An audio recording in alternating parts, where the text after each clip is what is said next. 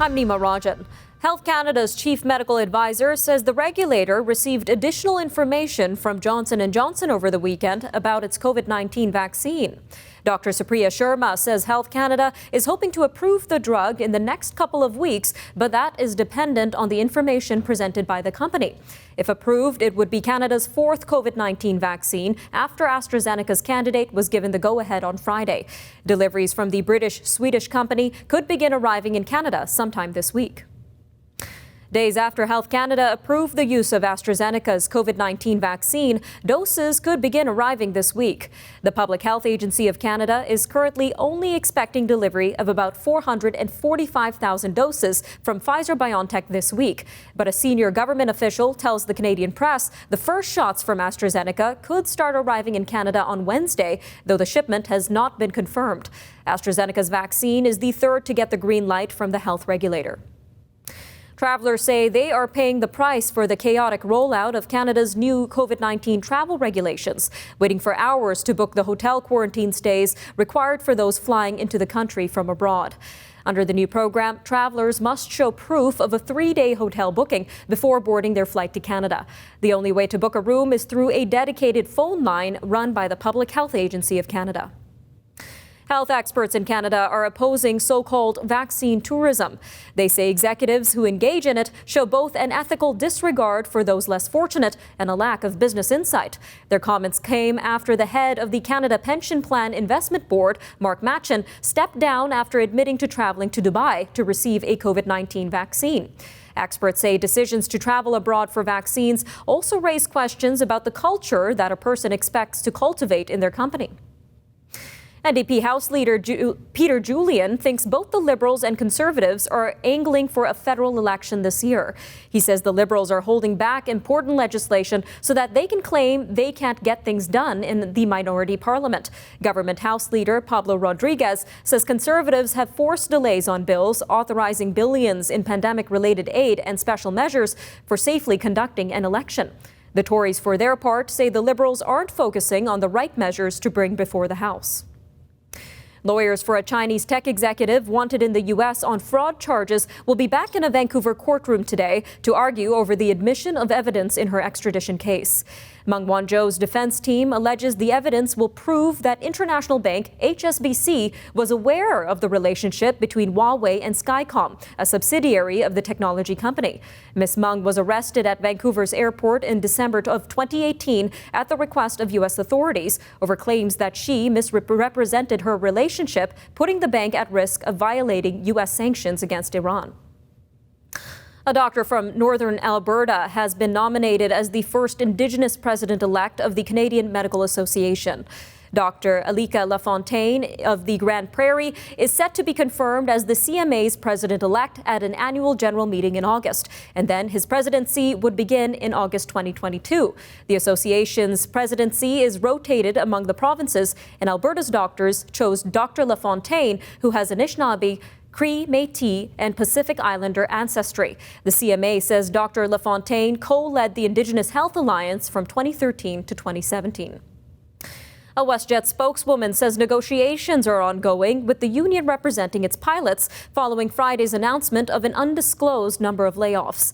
Airline spokeswoman Morgan Bell says the layoff notices are ahead of the expiration of a memorandum of agreement on March 31st. The airline announced on February 5th that it would lay off 120 cabin crew members as of March 2nd, blaming the measure on the lack of flights to Mexico and the Caribbean. BMO Capital Markets hosts its 30th Global Metals and Mining Conference this week. The online event runs from March 1st through to the 5th, and shares in metals and mining companies have rebounded sharply from the lows of last March at the onset of the COVID-19 pandemic. The final season of Schitt's Creek is ending on a golden note. The Canadian sitcom won Best Television Series in a Musical or Comedy in last night's Golden Globes, and Catherine O'Hara took home Best Television Actress in a Musical or Comedy. The series was nominated for 3 other awards, but ultimately lost out. The series, about a wealthy family that loses everything and moves to a small town, wrapped up its 6-season run last year. All right, stay with us. After the break, we look at Immigration, Refugees and Citizenship Canada's record-breaking move to send over 27,000 express entry candidates invitations to apply for permanent residence. We speak more about this with immigration and citizenship lawyer Mr. Mario Bellissimo after the break. This story and more national and international news coming up today on the Forum Daily. So stay tuned, everyone. We'll be right back after the break.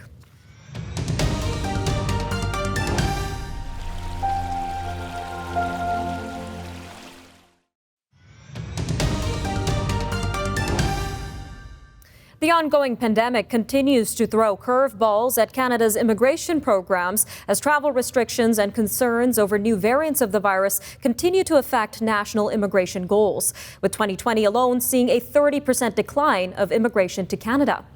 However, a recent move by the Canadian government shows that it plans to reach its 401,000 immigration levels plan target in 2021, even amid pandemic restrictions. Immigration, Refugees and Citizenship Canada held a rare draw in mid-February in which it sent out 27,332 express entry candidates invitations to apply for permanent residence, which is the largest draw on record. In addition to that, the IRCC decided to include candidates with a comprehensive ranking system, or CRS, of 75 or higher, meaning almost everyone invited met the eligibility for the Canadian Experience Class, or CEC program. This brings into question whether other immigrant groups can be fast-tracked to becoming citizens as well. And to explain all of this to us, we are joined by Mr. Mario Bellissimo, principal lawyer and founder of the Bellissimo Law Group, specializing in Canadian citizenship and immigration. Welcome back to Forum Daily, sir. Thank you for having me. So let's begin by discussing how the pandemic and its restrictions have been affecting immigration in Canada. Well, even with the bold initiatives, the virus has unfortunately outpaced IRCC, and estimates range from our targets being down from 30 to 40%. And can you tell us why the IRCC made this record-breaking move to send over 27,000 ITAs to express entry candidates? Well, these individuals are all in the Canadian Express Entry class, so they're already here. It's an inventory not subject to travel restrictions or country conditions outside Canada. So it made a lot of sense to inject a number of individuals immediately into the system. And I'm sure it's to hit this goal. So let's touch on this immigration levels plan target for 2021. What exactly is this target, and is this recent move by the IRCC enough to reach this particular target? Well, they're aiming for over 400,000, which would be record-breaking. But unfortunately, even these initiatives will not be enough. And you mentioned in a recent blog post that there are other immigration groups that can be fast-tracked to reach immigration goals. So can you tell us a little bit more about these groups?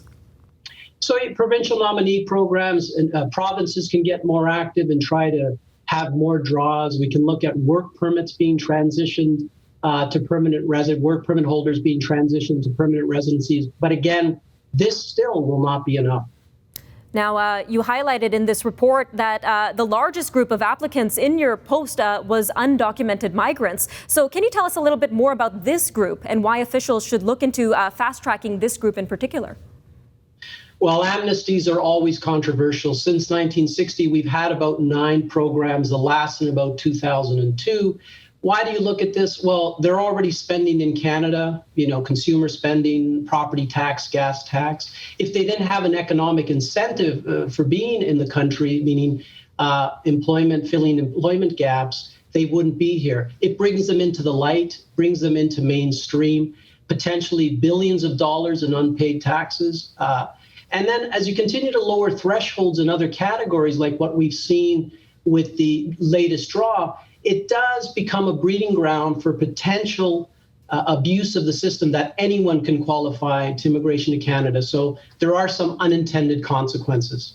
And on the other hand, there are immigration advocates that might argue that undocumented immigrants might be jumping the queue and not following the lengthy regulatory process of citizenship application. So how can officials find a balance in this situation, sir? We've got a minute and a half left. Okay, there's no question it would be complex, but the assumption that all of these individuals are queue jumpers is not accurate. There's people that have been forcibly trafficked. There's children. There's people with expired status. So there's a lot of individuals in this category, brothers and sisters of Canadians, that could assist. And again, prioritizing frontline workers, areas of need, these would all be great measures to try to inject a number of individuals into the system, but it's not without controversy for certain. All right, sir, 45 seconds left, but what are the economic benefits of fast-tracking this particular immigration group along with others? So other countries like Spain have also embarked on these programs. It's an immediate injection, curbs population decline, it fuels consumer growth, social security contributions to offset looming pension crisis in the long term. And now with COVID, quite simply, we need to make up huge shortfalls to our annual immigration levels. So now's the time, potentially. All right, Mr. Bellissimo, always great having you on Forum Daily, sir. Thank you again for your time. Thank you. All right, don't go away. Up next, we take a look at top stories from around Canada as BC's Supreme Court is set to hear a challenge on pandemic restrictions. That and more news from around the country coming up. Stay tuned.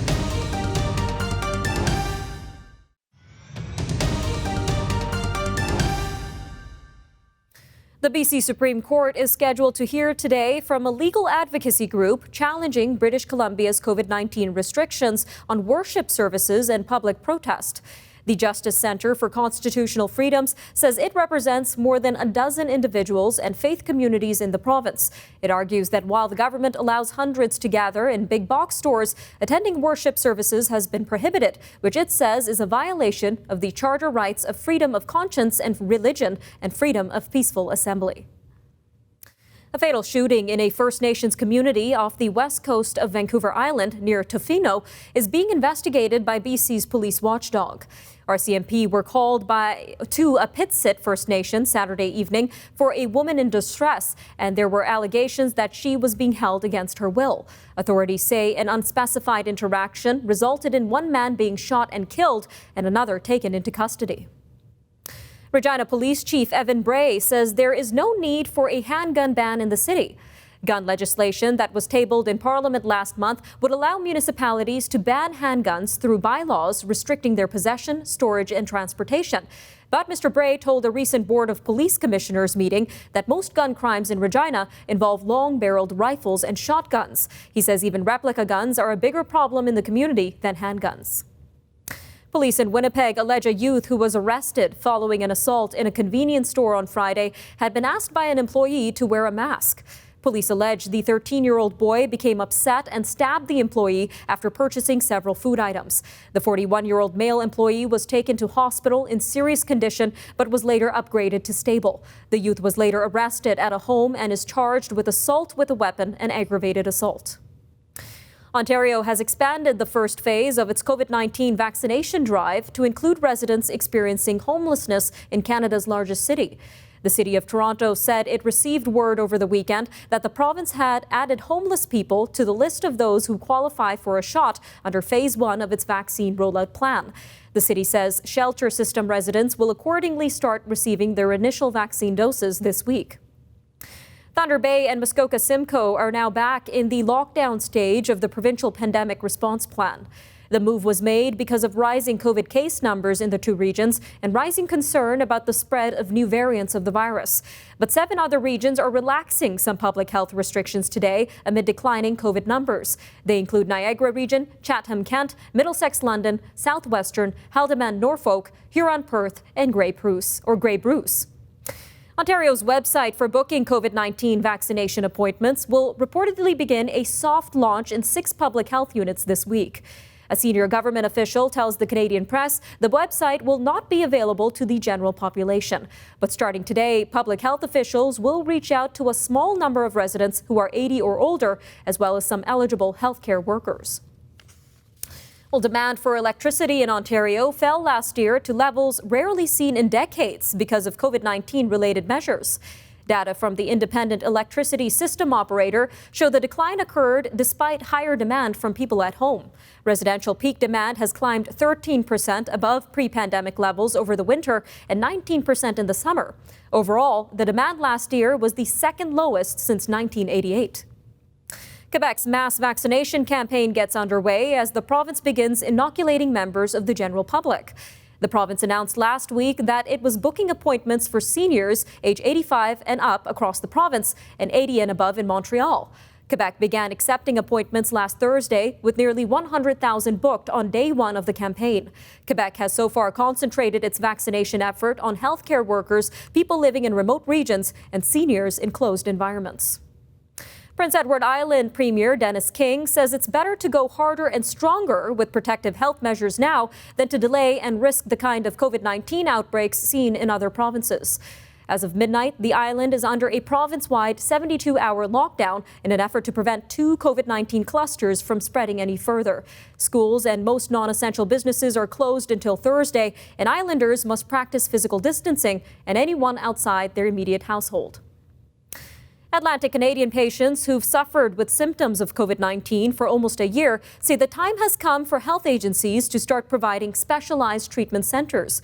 Halifax resident Sean Hoskin says 12 months after his first symptoms, he is still experiencing a high rate and tingling sensations in his limbs. He says multidisciplinary clinics similar to those in the UK could provide access to experts in occupational therapy, mental health, and other specialties. All right, stay tuned for our international segment coming up next. The U.S. government is set to meet with the Taliban in Qatar. Meanwhile, the Pope is praying for the quick release of over 300 abducted Nigerian girls. That and more news from around the world coming up after the break, everyone, so stay tuned.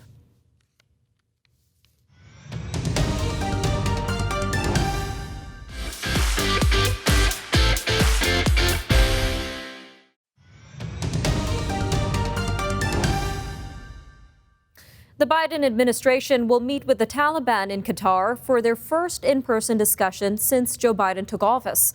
President Biden is still reviewing his Afghan policy ahead of a May 1st deadline when U.S. forces are scheduled to fully withdraw if the Taliban meets its commitments. But talks between the insurgents and the government have stalled, and U.S. officials say the group still has ties to al-Qaeda. A report released by the U.S. government's Afghanistan watchdog has found that America has wasted billions of dollars in the war-torn country on buildings and vehicles that were either abandoned or destroyed. The agency says that $7.8 billion were reviewed since 2008 on buildings and vehicles, but only $343.2 million worth of property were maintained in good condition. The watchdog, known by its acronym SIGAR, oversees American taxpayer money spent on the protracted conflict. Pope Francis is praying for the quick release of 317 abducted Nigerian schoolgirls so that they can return to their families. Addressing the public in St. Peter's Square, Pope Francis said he was adding his voice to others, including Nigeria's bishop, in condemning what he described as the vile abduction of the girls. Police in Nigeria say gunmen had taken the students from their boarding school in the north of the nation. A day after the deadliest crackdown yet by security forces in Myanmar, anti-coup protesters have once again taken to the streets in several cities. A UN human rights official says there is credible information that at least 18 people were killed and 30 were wounded during the demonstrations yesterday. About 1,000 people are believed to have been taken into police custody yesterday following massive protests, demanding the elected government of Aung San Suu Kyi be restored to power. Australian Prime Minister Scott Morrison is standing by an unnamed cabinet minister after an anonymous letter was sent alleging that the man raped a 16-year-old girl more than 30 years ago. The Prime Minister says he has forwarded the letter to police but does not intend to take any further action. The woman, who has not been publicly named, reported the allegation to police before taking her own life in June at the age of 49. There are calls for the minister, who has denied the allegations, to step down pending an independent investigation. Israeli Prime Minister Benjamin Netanyahu has accused Iran of attacking an Israeli-owned ship in the Gulf of Oman last week. Iran promptly dismissed the charges. Mr. Netanyahu said to the media that it was indeed an act by Iran, and that's clear. He offered no evidence but said that Iran is the greatest enemy of Israel. The ship suffered a mysterious explosion in the Gulf of Oman on Friday and came to Dubai's port for repairs. Iran denies that it was behind the incident. A UN humanitarian agency has warned that more than 16 million people in Yemen would go hungry this year, with already some 500,000 living in famine-like conditions in the conflict-wrecked country. The UN Office for the Coordination of Humanitarian Affairs says the risk of large-scale famine in the Arab world's poorest country has never been more acute. The stark warning comes a day before a pledging conference co-hosted by Sweden and Switzerland. 47 pro-democracy activists in Hong Kong have been charged with conspiracy to commit subversion under the national security law that was imposed on the city by Beijing last year. It is the largest mass charge against the democracy advocates since the law came into effect last June. Those arrested allegedly violated the national security law by participating in unofficial election primaries for Hong Kong's legislature last year. Hairdressers across Germany have reopened for business after a 2.5-month closure with concern about the impact of more contagious coronavirus variants. Chancellor Angela Merkel and Germany's 16 state governors will decide this week how to proceed with the rest of Germany's coronavirus restrictions, which at present run until March 7th. Some states also allowed businesses such as flower shops and hardware stores to open on Monday. Most shops have been closed nationwide since December 16th. A 7-acre lot in southeast Atlanta is being transformed into an edible landscape, which will produce a variety of nuts, fruits, vegetables, herbs, and mushrooms for public consumption. Over 1,000 volunteers help to plant, water, and maintain the urban food forest at Browns Mill in southeast Atlanta. There can be over 50 volunteers at a time on site working to maintain the first city-owned and managed food forest. Atlanta City Councilwoman Carla Smith says every time she goes, there's a community there who respects and appreciates the fresh, healthy foods, and there's a mentality there that people know to only take what they need. All right, I'm Nima Rajan, and that'll do it for your look at national and international news for today. Remember, for news on demand, you could always visit our website, thenewsforum.ca, and be sure to follow us on our social media handles. We're available on Facebook, Instagram, and Twitter. You can also watch all of our news and commentary programming on the News Forum YouTube channel. All right, thank you for joining us today, and we'll see you again on the Forum Daily next time. Take care.